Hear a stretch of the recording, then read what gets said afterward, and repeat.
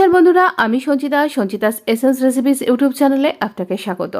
পুজোর খাওয়া দাওয়া পর্বের আজকের অন্যতম রেসিপি মৌরি বাটা রুই আর বাসন্তী পোলাওয়ের একটা কম্বো রেসিপি, ঝরঝরে বাসন্তী পোলাও। বাসন্তী পোলাও ছাড়া আমরা বাঙালিরা আমাদের ফেস্টিভ্যাল থালিকে একটু অসম্পূর্ণ বলেই কিন্তু মনে করে থাকি। এই বাসন্তী পোলাওয়ের রেসিপি আপনার জন্য রইল। এখানে আপনি বলতেই পারেন, এই বাসন্তী পোলাও তো বাসমতি চাল দিয়ে হয়েছে দেখছি, গোবিন্দভোগ কেন নয়? ঠিকই, তার কারণ অনেক জায়গাতেই কিন্তু ভারতবর্ষ এবং ভারতের বাইরেও অনেক জায়গাতেই এই চালটা পাওয়া যায় না গোবিন্দভোগ, যা পাওয়া যায় তাই দিয়েই করলাম। তো এখানে আমরা তেজপাতা নিয়েছি, জাভিত্রি নিয়েছি, ড্রাই ফ্রুটস নিয়েছি, আর বাসমতি চালটাকে খুব ভালো করে ধুয়ে জল ঝরিয়ে রেখেছি। তো এবার দেখুন, এই সমস্ত গরম মশলা ফোড়নগুলো আমি তার সাথে একটু দারচিনিও নিয়েছি। আর এই রান্নাটা না আপনি ঘি দিয়ে করুন, যদি আপনার ঘি খাওয়ার বারণ না থাকে আমার মতন। তবে এই রান্নাটা আমি তেল দিয়ে করে খাইয়েওছি অনেককে, তারা কিন্তু বলতেই পারেননি যে এর মধ্যে ঘি নেই। আমি এর মধ্যে লবঙ্গ আর ছোটো এলাচও দিয়েছি। ছোটো এলাচ অবশ্যই ফাটিয়ে দেবেন, আর জাভিত্রির পরিমাণটা অল্পই একটু দেবেন, কিন্তু জাস্ট একটা ফুলের পাপড়ি। আর আমরা এই কাজু কিশমিশটাকে খুব ভালো করে একটুখানি হালকা ভাজা ভাজা করে নেব। জাস্ট আমাদের কিশমিশটা ফুলে উঠলেই আমরা দিয়ে দেব এর মধ্যে ধুয়ে রাখা চালটা। তো এই চালটা এবার আমরা দিয়ে দিচ্ছি। কিশমিশ দিতে কিন্তু একদমই ভুলবেন না, এই রেসিপিতে কিশমিশ মাস্ট। খুব ভালো লাগবে যখন আপনি খাবেন এই টক মিষ্টি স্বাদটা। তো এবার এই চালটা দিয়ে আমরা খুব ভালো করে চালটাকে ভাজবো। কিন্তু এই বাসমতি রাইস যে আমরা পোলাওটা করছি, এতে কিন্তু স্বাদ অনুযায়ী নুন দিতে কিন্তু ভুলবেন না। এখানে এই চালটাকে আমরা ভাজবো, কিন্তু সেই সাথে আমরা দিয়ে দেব পরিমাণ মতন এবং স্বাদ অনুযায়ী নুন। এখানে নুন আপনি কিন্তু হয়তো ভাবতে পারেন যে মিষ্টি একটা রান্না, তো এখানে কেন আমরা নুন দেব? অবশ্যই নুনটা দিতেই হবে, নাহলে স্বাদটা আসবেই না। তো এবার আমরা রঙের জন্য কিন্তু হলুদ ব্যবহার করছি, যে হলুদ আপনি খান। কোনো ফুড কালার কিন্তু আমি ব্যবহার করছি না, তাতে করেই এত সুন্দর কিন্তু রং এসছে। এখানেও ঠিক পরিমাণ মতনই হলুদটা দিতে হবে, এই এতটা রান্নার মধ্যে যতটা আপনি দেন সেই পরিমাণ। শাহি গরম মশলা, যার ভিডিও আগামী কিছুদিনের মধ্যেই আমি আপলোড করে দেব। তো এই শাহি গরম মশলা এখানে আমি ব্যবহার করলাম। এই শাহি গরম মশলা আর তার সাথে দিতে হবে পরিমাণ মতন চিনি। এই রান্নাটা কিন্তু অবশ্যই খুব মিষ্টি মিষ্টি হবে। তো এই সব কিছু মিলিয়ে আমরা এবার সব কিছুকেই মিক্স করে নেব।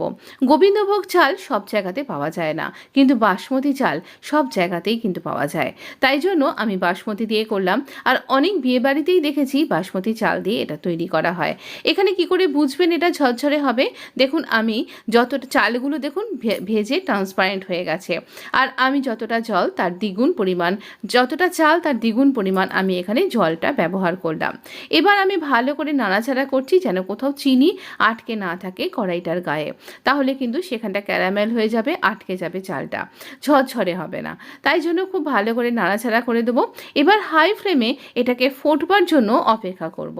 হাই ফ্লেমে যখন ফুটতে শুরু করে দিয়েছে এইরকম, তখন আঁচটা মিডিয়াম করে আমরা চাপা দিয়ে রাখবো 15 মিনিটের মতন। মাঝে আপনি 10 মিনিট বাদে একটু দেখে নিতে পারেন কেমন হলো।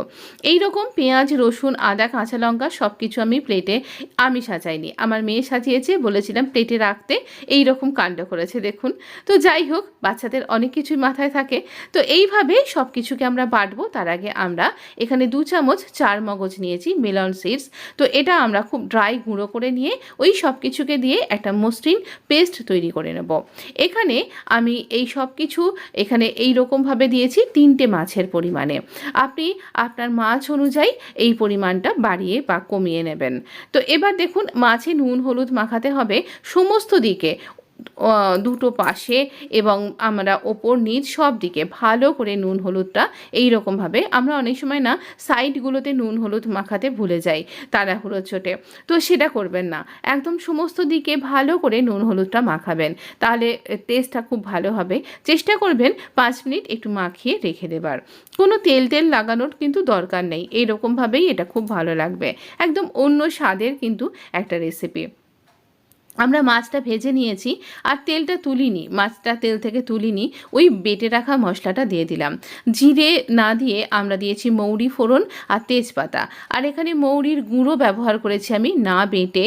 তো এখানে মৌরিটাকে ভালো করে গুঁড়ো করে নিয়েছি, মানে একদম ড্রাই গুঁড়ো করে নিয়ে নুন হলুদের সাথে এই মশলার সাথে খুব ভালো করে মশলাটা কষিয়ে নিলাম। আর এই যে মৌরি ফোড়নটা একটু পরিমাণে বেশি করে দেবেন, খেতে খুবই ভালো লাগবে। আপনি যদি পেঁয়াজ রসুন না খান তাহলে আপনি পেঁয়াজ রসুনটা স্কিপ করে দিন, তাহলেও কিন্তু খেতে খুবই ভালো লাগবে। তাহলে আপনি চার মগজের পরিমাণটা একটু বাড়িয়ে দিন, আপনার গ্রেভিটা খুব সুন্দর হবে। যখন তেল ছেড়ে দেবে সেই সময় আমরা দিয়ে দিলাম মশলা মিক্সির যে মশলা ধোয়া বাটিটা ছিল সেই বাটি ধুয়ে একটুখানি জল, খুব ভালো করে এটাকে আমরা ফুটতে দেব। একটু না রসা রসা টাইপের হবে, পোলাওয়ের সাথে খাওয়া হবে তো, আর অপূর্ব একটা স্বাদ পাবেন এই মৌরি থেকে। আমি এখানে সামান্য একটুখানি গরম মশলার গুঁড়োটা খুবই অল্প দেবেন, মৌরির গুঁড়োটা যাতে চাপা না পড়ে যায়, তো দিয়ে আমরা এটা মিশিয়ে দিচ্ছি। দেখুন আমার রান্না কিন্তু একদম রেডি। চলুন আমরা এখানে সার্ভ করে দিই। তো অনবদ্য এই গ্রেভিটা একদম অন্য রকম খেতে লাগবে। রুই মাছ অনেক রকমভাবেই কিন্তু আমি আপনার সাথে শেয়ার করেছি, আজকে শেয়ার করলাম মৌরি বাটা রুই, তার সাথে অত সুন্দর একটা পোলাও। হ্যাঁ, সুন্দর এখনও বলবো না, তার কারণ আমি আপনাকে এখনও পর্যন্ত সার্ভ করে দেখাইনি যে কীরকম ঝরঝরে আর কতটা সুন্দর হয়েছে। তবে ওইটাই একটা টিপস মাথায় রাখবেন, চাল একদম ভালো করে ভাজতে হবে, যেন ট্রান্সপারেন্ট হয়ে যায়। আর গ্রেভিটা না এই মাছের অপূর্ব হয়েছিল। আপনি পোলাও ছাড়াও ভাত দিয়েও এই মাছটা কিন্তু ট্রাই করতেই পারেন, খুব ভালো লাগবে খেতে। স্বাদের গ্যারান্টি কিন্তু অবশ্যই আমার, একবার ট্রাই করতেই পারেন। দেখুন আমাদের পোলাও কতটা সুন্দর আর ঝরঝরে হয়ে গেছে, একদম ধোঁয়া হোঁটা এইরকম রাইস আমি আপনার সাথে শেয়ার করছি। এই রাইস অনবদ্য লাগবে খেতে। আর কি করে এই রাইস আমাদের দেশে এলো, কি করে আমরা এই কুইজিনকে অ্যাডপ্ট করলাম, সব কিছু পেয়ে যাবেন আমার ডেসক্রিপশন বক্সে। অবশ্যই কিন্তু একবার ফলো করতে ভুলবেন না, বেশ ভালো লাগবে, মজার মজার অনেক রকমের কিছু জানতে পারবেন কিন্তু। তো আমি এভাবে সার্ভ করে দিচ্ছি। পুজোতে আপনি এই থালিটা কবে ট্রাই করছেন? আমরা সপ্তমীর দিন ট্রাই করতে পারি, নবমীতেও ট্রাই করতে পারি। ধন্যবাদ, প্লিজ সাবস্ক্রাইব মাই চ্যানেল।